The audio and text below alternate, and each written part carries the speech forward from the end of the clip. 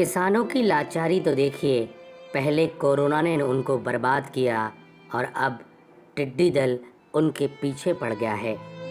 पड़ोसी देश चाइना से आया कोरोना किसानों के लिए सबसे ज़्यादा परेशानी का सबब बनकर के आया। उनकी फसलें नहीं बिकी, सरकार ने संज्ञान लिया, तब कहीं जाकर उनकी फसलें बिकने की नौबत में आईं। और वहीं अब टिड्डी दल के कारण किसानों की फसलों को नुकसान हो रहा है।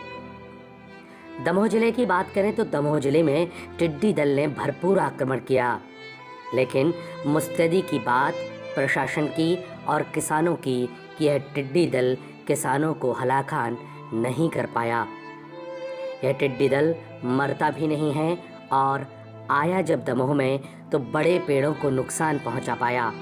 वहीं किसानों के खेतों में लगी उड़द मूंग जैसी फसलों को उसने अटैक करके ख़त्म तो करना चाहा, लेकिन कर नहीं पाया, क्योंकि दमोह जिले के किसानों की किस्मत बुलंद थी और किसान टिड्डी दल के हमले के दौरान वहां पर मौजूद था। खेतों में लगी पत्तियों को टिड्डियों ने चट करने की कोशिश की, लेकिन किसानों के उपाय के आगे टिड्डी दल को भागने के लिए मजबूर होना पड़ा। कुछ पेड़ ज़रूर प्रभावित हुए हैं। इनमें भी पेड़ शामिल हैं जो आसमान छूते हैं, लेकिन इन पर टिड्डी दलों का जब बसेरा हुआ तो इनकी पत्तियों को पूरी तरह से टिड्डी दल ने चट कर दिया। हालांकि ज़मीन पर लगी फसलों पर भी इसी तरह से टिड्डी दलों ने हमला किया, लेकिन वे नाकाम ही रहे। दमोह जिले के गोपालपुरा में स्थित यह पेड़ विशालकाय है, पीपल का पेड़ है। ऊपरी हिस्से में पत्तियां गायब हैं और यह इसलिए गायब हैं क्योंकि टिड्डी दल के हमले के बाद इस पेड़ की पत्तियां पूरी तरह से नष्ट हो गईं। टिड्डी दल ने यह पत्तियां खा ली और यह पेड़ ऊपर की तरफ से पूरी तरह से पत्तियों से विहीन हो गया, जबकि निचले हिस्से में कुछ पत्तियां दिखाई दे रही हैं।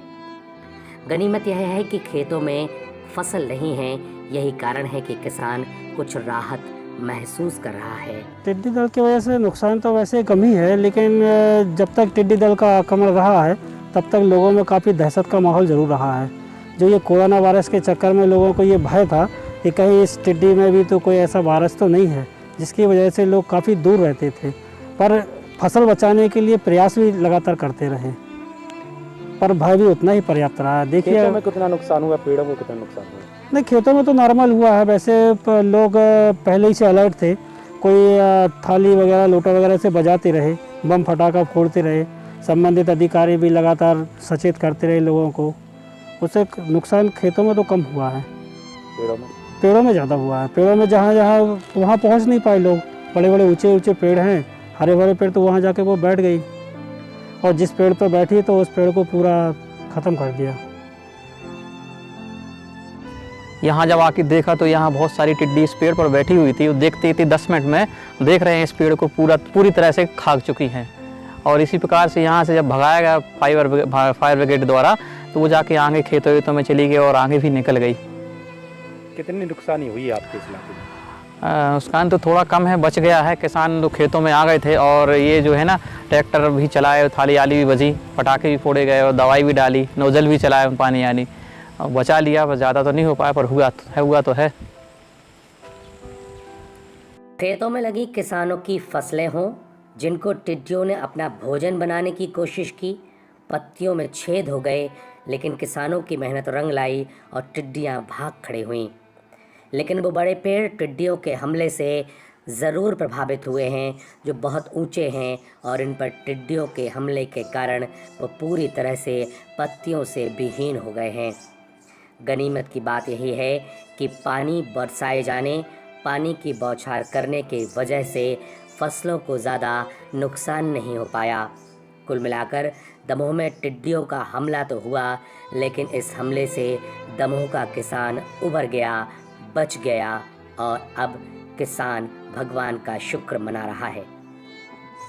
ब्यूरो रिपोर्ट, तूफान टीवी न्यूज़, दमोह। शुभारंभ भव्य शुभारंभ आपके शहर दमोह में संपूर्ण वैवाहिक परिधान एक ही छत के नीचे। हमारा पता है station road, bank of Baroda के पास में, घंटाघर दमोह। शीघ्र अतिशीघ्र मकान बेचना है आपके सपनों का आशियाना, जिसमें है 2 शानदार बेडरूम, एक खूबसूरत हॉल, मॉड्यूलर किचन, कारपोर्च और डबल लेट बाथ, बहुत ही कम कीमत में। संपर्क करें 9937 62138 और 799988 9842 पर।